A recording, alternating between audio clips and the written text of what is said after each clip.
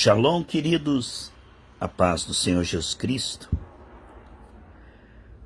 Com muita alegria, continuamos essa série na sequência no livro de Salmos, aprendendo, extraindo graça e revelação. A fraqueza do homem e a fidelidade de Deus. Que tema tremendo, hein, meus irmãos? Que tema importante e verdadeiro. Por causa da queda do homem, somos totalmente necessitados de Deus e da sua graça. A sua misericórdia e a sua graça. Certamente que a sua misericórdia e a sua bondade seguirão os que estão buscando, em primeiro lugar, o reino de Deus e sua justiça, tá bom? Pela graça, pedimos que o Senhor sonde nosso coração enquanto meditamos nessa palavra. Estamos, através dos Salmos, crescendo na graça e no conhecimento. Tempo bem investido, Deus se alegra. Quando nós meditamos na palavra, com a assistência do Espírito, na intenção de nos aproximar dele, servi-lo melhor, né? Oh, glória a Deus, de conhecê-lo. Salmo 146, louvai ao Senhor, a minha alma louva ao Senhor. Um chamado congregacional, para que todos nós venhamos louvar o Senhor, todas as nações. Venham se prostrar, vinde, adoremos, nos prostremos diante do Senhor que nos fez. E também um exemplo pessoal. Ele chama as pessoas a louvar, mas ele diz, a minha alma louva o Senhor. Precisamos ser exemplo dos fiéis, amém, irmãos? As pessoas não fazem somente aquilo que nós dizemos, né? Elas observam o que nós fazemos. Portanto, as palavras comovem, os exemplos arrastam. Tão importante quanto nós darmos boa instrução, é nós fazermos isso diante das pessoas, para que elas aprendam na prática, vendo nós fazermos. Ao mesmo tempo que o salmista diz, louvai ao Senhor, ó minha alma, a minha alma louva ao Senhor. Então, é um chamado coletivo e individual. Louvarei ao Senhor durante a minha vida. Oh, meus irmãos, a cada respiração, louvemos ao Senhor. A própria respiração já é o nome do Senhor, né? Yahweh. A própria respiração já é um louvor ao nome do Senhor. Mas que façamos isso com entendimento e com coração. Não automaticamente, mas... né? Não é porque o nome do Senhor está na nossa respiração, no nosso DNA, que isso pode ser somente automático. Nós queremos corresponder isto. Se Ele nos deu a sua presença, vamos agora corresponder e nos apegar nele. Louvarei ao Senhor durante a minha vida. Cantarei louvores ao meu Deus enquanto viver. Este é um propósito saudável, sábio, correto, lúcido. Esse é realmente um propósito de alguém agradecido, de alguém que está correspondendo, de alguém que vai estar muito bem na vida. Porque o Senhor habita no meio dos louvores do seu povo. Porque aquele que louva o Senhor, ele semeia adoração, mas ele colhe revelação, intimidade e milagres. Quanto mais você adora a Deus, mais ele se revela a você. A Bíblia diz, buscar-me-eis e me achareis quando buscar de todo o coração. O Pai procura, né? Adoradores que o adorem em espírito e verdade. João 4, 23 e 24. Então, essa motivação, esse propósito de louvar o Senhor enquanto viver, é uma pessoa cheia do Espírito Santo, porque os mortos não louvam a Deus. A característica de um cristão vivo não é só que ele é abençoado. Ele está se apegando no Senhor. Ele está valorizando o Senhor, não só buscando o Senhor pelo que o Senhor pode dar, ou fazer, ou livrar, mas buscando o Senhor por amizade, buscando o Senhor com gratidão, agradecido pelo que ele já fez.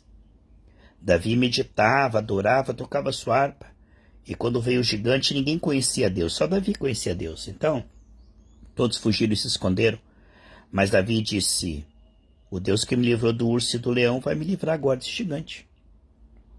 Moisés, que andava com Deus, ele via aonde tinha água, aonde tinha provisão, que Deus falava tudo com Moisés, porque Moisés falava com Deus. Mas o povo no deserto ficava como gatinhos assustados, correndo para lá e para cá. Porque não tinham comunhão com Deus, então. Então não sabiam discernir as suas respostas, só viam os problemas, não via solução. Os dois que ficavam ao pé do monte com Moisés, Josué e Caleb, foram enviados como espias na terra prometida. E só eles disseram o que Deus falou, ele vai fazer. Eles conseguiram crer, eles conseguiram confessar a palavra. Não consegue crer e confessar a palavra sem duvidar no coração. Marcos 11, 23, 24. Quem não anda com Deus? Os outros 10 espias disseram, nós não podemos, são gigantes, não tem jeito. Então os outros acreditaram no problema. Mas Josué e Caleb, que andavam com Deus, acreditaram em Deus e na promessa e na palavra e no poder e na presença. Os outros acreditaram no problema. Problema de um lado, do outro lado, presença, promessa, poder, palavra. Então a pureza de coração faz com que nós possamos perceber a glória de Deus. Bem-aventurados limpos de coração, porque verão a Deus. E assim, de glória em glória, são transformados, 2 Coríntios 3,18. Por isso, é grande sabedoria, é um estilo de vida muito saudável e sábio. Louvar a Deus cada vez mais, agradecer, reconhecer, bendizer, exaltar. Não apenas pedir e receber bênçãos, não. Isso é apenas bagagem para o trajeto. Mas sim se relacionar com Deus em níveis cada vez mais profundos. Nós somos feitos para adorar a Deus, Isaías 43, 21. Não apenas para pedir o seu socorro, porque muitas vezes precisamos de socorro sim, no visível. Mas se confiamos em Deus, conseguiremos pedir com fé. Conseguiremos falar e dominar. O domínio manifesto através do quê? Toda unção está no nome, pessoal. Toda unção não está na doença. Todo poder não está na doença, está em Jesus. Mateus 28, 16 ao 20 fala, todo poder me foi dado nos céus e na terra. Apocalipse 9, 13 diz que o nome de Jesus é a palavra de Deus. Então todo o poder está no nome. Agora, é a fé no nome. Foi o que Pedro falou quando ele curou aquele aleijado em Atos 3. Foi a fé no nome que fez o nome tornar saudável este homem. Então toda a unção está no nome. Mas a fé no nome libera o nome para ir para cima dos efeitos da queda. E essa fé santíssima que diz em Judas, versículo 20 e 21, a fé do Filho de Deus, Gálatas 2:20, a fé que nós recebemos, ela tem mais unção do que a doença, a dívida, os demônios, o poder do pecado, a sedução do pecado, os vícios, entende? Então toda unção está no nome e na fé que Deus nos deu pela sua presença. 2 Coríntios 4:13 diz, temos esse espírito de fé, por isso falamos. Então, meus amados irmãos, a liberação do Espírito, a palavra, é a espada que sai da nossa boca. Quanto mais conhecemos a Deus, mais fé temos nele. Mais conseguimos confiar. O amor de Deus lança fora todo medo. E ele diz aqui, não confieis em príncipes, nem em filhos de homens, em quem não há salvação. Então, aparentemente, há homens poderosos que poderiam te ajudar, parentes, amigos, pessoas prósperas. Mas não é do Oriente nem do Ocidente que vem o livramento. É do Senhor. Enquanto Deus não tocou nos parentes de Jó, eles não trouxeram dinheiro, não ficou o homem mais rico. Só depois que Deus tocou, que sumiram as enfermidades, e os parentes de Jó vieram e ele se tornou o homem mais rico do Oriente. Agora você pode imaginar quanta generosidade. É Deus que toca no coração de Faraó para promover José. É Deus que dá graça e favor de Daniel na Babilônia, diante de 3 reis ímpios. Daniel teve graça e favor diante de 3 reis ímpios. Portanto, não espere que as pessoas vão ter dó de você, vão querer te ajudar, só se Deus tocar no coração delas. Porque o ser humano caído, ele é egoísta, ele é orgulhoso, ele só pensa em si mesmo, no seu umbigo. Meu, minha, meu. É quando Deus dá graça e favor, que ele abre as portas. Portanto, confiar em homens poderosos, entre aspas, é bobagem. Confia no Senhor, porque ele moverá corações a teu favor, ele abrirá portas, não é? Deus deu graça para Daniel diante dos eunucos. Sai o espírito e eles tornam para a terra. Naquele mesmo dia perecem os seus pensamentos, tá vendo? Então o homem é assim, tá aqui, de repente o espírito sai do corpo, não pode fazer mais nada. Porque fora do corpo, irmãos, o espírito não pode fazer nada. Os espíritos imundos precisam de um corpo. Eles só podem tentar, eles não podem fazer você fazer. Nós que temos um corpo físico, temos legalidade nessa terra. O Salmo 115, 16 diz que os céus são os céus do Senhor, mas a terra Ele deu aos filhos dos homens. Portanto, só quem tem corpo físico tem legalidade e condição de mover o mundo físico. Um demônio pode tentar uma pessoa, mas ele não tem poder nenhum. Se ele não entrar naquela pessoa, ele não pode fazer, porque ele não tem um corpo. Então, o ser humano, quando ele sai do corpo, já era, meu amigo. Se ele morreu contaminado, o Senhor não conhece, apartai-vos de mim para o fogo eterno. Então, estamos construindo a nossa eternidade. Ou eternidade com Deus, ou eternidade sem Deus. Se o espírito sai do homem, o seu corpo vai para o pó, e ele vai, foi ordenado aos homens viver uma vez só, depois ver o juízo. Então o homem não pode nem reter o seu espírito. O homem não pode. Diz um homem, eu sou poderoso, construirei celeiros maiores porque eu sou rico. O Senhor diz, essa noite pedirão a sua alma e o que tens ficará para outro. Para quem será? Mas o Senhor diz aqui no versículo 5, bem-aventurado aquele que tem o Deus de Jacó. Por que Jacó, meus irmãos, e não Israel? Porque Jacó era uma pessoa frágil, falha, imperfeita. O Deus de Jacó mostra o Deus que restaura o pecador para ser Israel, aquele que luta junto com Deus e prevalece. Então quando fala Deus de Jacó, fala Deus de pessoas humanas, pequenas, falhas, um Deus grande de pessoas pequenas. Bem-aventurado aquele que tem o Deus de Jacó, o Deus da Bíblia, por seu auxílio, e cuja esperança está posta no Senhor. Não está nos homens, não está na sua sabedoria, na sua força, no seu dinheiro. Não. A nossa fonte, todas as nossas fontes estão no Senhor. Bem-aventurado, lá em Jeremias 17 diz, bem-aventurado, feliz, terá um futuro abençoado. Olha, essa pessoa vai se dar bem. Nota o homem que está confiando totalmente, colocou toda a sua fé, 100% da sua fé no Senhor Jesus Cristo e na sua obra consumada na cruz do Calvário. Ele é bem-aventurado, ele é feliz. Lá em Jeremias 17 fala sobre isso. Mas ele diz, maldito aquele que confia em qualquer outra coisa que não seja no Senhor Jesus Cristo como fonte. Então o salmista diz, todas as minhas fontes estão em ti, Senhor.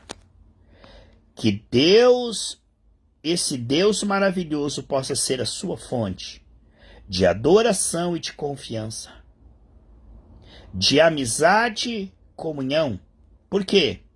O Deus que fez os céus e a terra, o mar e tudo quanto há neles, e que guarda a verdade para sempre. Amém? O Deus que nós falamos, que fez os céus e a terra, o mar e tudo que nele contém, é o Deus que é dono de tudo, pessoal.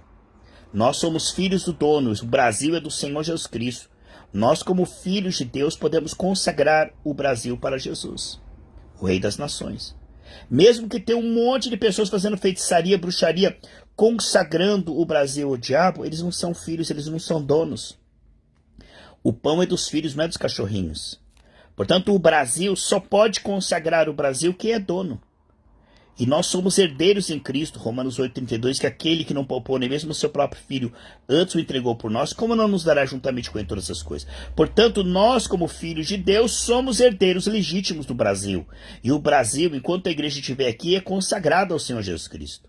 Não adianta, só depois do arrebatamento, da grande tribulação, que o inimigo poderá reinar. Porque agora quem reina no Brasil é o Senhor Jesus Cristo, consagramos o Brasil ao Senhor Jesus Cristo. Mesmo que seja um pequeno grupo, mas somos os verdadeiros donos, que fez os céus e a terra, o mar e tudo quanto há neles, e que guarda a verdade para sempre, que faz justiça aos oprimidos. Irmãos, quem é como Deus para livrar o pequeno do grande, o fraco do forte, livrar a causa da viúva, o pobre necessitado, das injustiças? Quem é que faz justiça? o Supremo Tribunal Celestial, o juiz dos juízes. É ele que faz justiça aos oprimidos. É ele que derruba os poderosos e arranca-os. É ele que exalta o pequeno, o necessitado, e o tira do pó, para sentar no trono com os príncipes, que dá pão aos famintos. Amém? Ninguém se interessa pelos famintos, mas Deus está olhando agora para o pequeno, para o faminto, para aquele que ninguém se importa. E ele vai alimentar, e ele vai promover, e ele vai exaltar aquele que se humilha. O Senhor solta os encarcerados. A prisão física, para quem está lá crendo em Cristo, a pena vai ser diminuída. Vai sair de lá e vai fazer diferente, vai ser bênção. A prisão das dívidas, a prisão das doenças, o cativeiro dos vícios, o cativeiro da depressão, o cativeiro da miséria, o cativeiro da tristeza, o cativeiro da solidão. O Senhor quebra as cadeias. Aquilo que está prendendo o desempenho, travando, é destravado pela unção. O Senhor abre os olhos aos cegos, amém? Não só a cegueira física, eu creio que Deus está desembaçando os seus olhos, fazendo você enxergar bem, sem óculos, mas também o Senhor abre os olhos espirituais para você ver a glória de Deus, para você ver as realidades espirituais, quem você é em Cristo, a herança, a tua posição, a tua nova natureza. O Senhor levanta os abatidos, não só aqueles que estão cansados. Isaías 40:31 diz que os que esperam no Senhor renovarão suas forças. Mas não só os abatidos físicos, que estão agora fracos no hospital, o remédio não está funcionando, numa UTI, entubado. Deus pode levantar, Deus pode curar, Deus pode fazer desaparecer a doença. Deus levanta os abatidos que estão com depressão, com burnout, com pânico. Mas Deus também pode levantar aquele que não tem força para produzir sinais, prodígios e maravilhas, com ministério anêmico, parado, sem fruto. O Senhor ama os justos. Quem são os justos que estão cobertos com o sangue de Jesus? Os que temem e tremem diante do Senhor, que confiam em Jesus, justificados em Cristo. O Senhor guarda os estrangeiros. Amém, pessoal? Nós não somos dessa terra, nós somos peregrinos e forasteiros. O Senhor diz para nós recebemos bem os estrangeiros, que não é fácil estar num país estrangeiro, com língua diferente. O Senhor manda nós sermos hospitaleiros. Mas aqui estrangeiros, o Senhor diz que nós somos estrangeiros, nós somos dos céus. Estamos aqui nessa terra. Somos odiados porque não somos deste mundo. Ampara o órfão e a viúva. Amém, pessoal? Poder de Deus para cuidar daqueles que ninguém se importa. Eu creio que nessa hora Deus está fazendo justiça ao órfão, à viúva, ao necessitado. Mas ele, aqui ele mostra aqui a diferença, pessoal. Aqui, ele fala do que ele faz ao humilde. O mas aqui está mostrando a diferença, mas transtorna, Deus se opõe. Deus vai contra. Deus trabalha contra, Deus se torna inimigo. Deus transtorna, Deus faz que dê tudo errado. Como ele fez emperrar as rodas das carruagens de Faraó que lutava contra Israel. Deus vai trabalhar contra aqueles que estão destruindo essa nação. Deus vai pelejar contra os nossos inimigos. Ele disse: Abraão seria amigo dos seus amigos, inimigo dos seus inimigos. Deus transtorna o caminho dos ímpios. Deus vai retirar aqueles que estão destruindo essa nação. Deus vai derrubá-los. Os poderosos não têm força para se defender. Deus colocará lá quem teme a Ele. O Senhor reinará eternamente. Então o Senhor reina através da igreja, através daqueles que o temem. Em todas as esferas da sociedade, que haja homens justos na política, na polícia, nas escolas, nas igrejas. O Senhor reina através de pessoas que o amam e que lhe obedecem pela graça. O Senhor reinará eternamente. Quando que o Senhor reinará, pessoal? O reino dele não tem fim. O seu cetro, ele não passará para ninguém. O Senhor reinará eternamente através da igreja, Efésios 3:10. O teu Deus, ó Sião, que é a morada de Deus, a cidade de Deus, a igreja, é de geração em geração. Passa o avô, o pai, o filho, o neto. O Senhor continua reinando na vida daqueles que o temem, o adoram e o servem pela graça. E ele termina o salmo como, meus irmãos? Como que ele termina o salmo? Como ele começou. Depois de engrandecer e mostrar a soberania, o poder, a misericórdia, a graça, a fidelidade, ele diz: louvai ao Senhor. Eu quero incentivar você, a semana está começando hoje. Hoje, o primeiro dia da semana. Louve, louve, exalte, engrandeça, se dobre, põe o teu rosto no pó e diga: Deus, eu te adoro, eu me entrego, eu quero te conhecer, eu quero te servir. Eu quero me arrepender, eu quero me converter. Senhor, Senhor, Senhor, me ensina a te adorar, me ensina a te servir melhor, me ensina a te conhecer. Me dá força para mim me consagrar, me dá força para mim largar o mundanismo, o pecado, a carnalidade. Que Deus te abençoe e te guarde. Que essas bênçãos venham sobre a sua vida, sobre a sua família. Que essa seja uma semana de grande crescimento, saúde, prosperidade, principalmente de crescimento no seu relacionamento com Deus, para servi-lo com obras de ouro, pedra preciosa. Deus te abençoe e te guarde. Em nome de Jesus Cristo.